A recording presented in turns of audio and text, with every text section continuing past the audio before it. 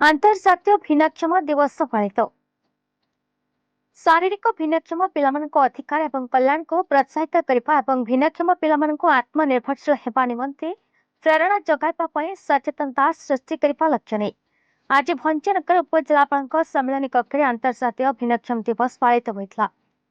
ADJM ଓ ତାଲୁକ ଆଇନ ସେବା ଦ୍ୱାରା ଆୟୋଜିତ ସଭାରେ ଭଞ୍ଜନଗର ଜଡିଶାଲ ବିଚାରପତି, ଭଞ୍ଜନଗର ଜିଲ୍ଲା ଉପଜିଲ୍ଲାପାଳ, एएसडीपीओ भंजनगर और बहु मान्यगण्य व्यक्ति विशेष जोग देते।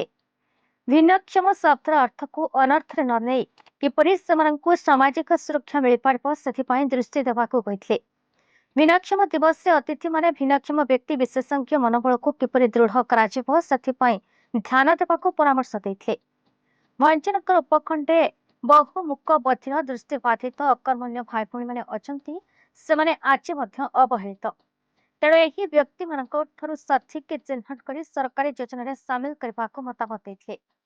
आज ही स्वतंत्र उत्सव में भिन्नक्षम भाई भौणी मानू 3 चकिया साइकेल प्रदान करा।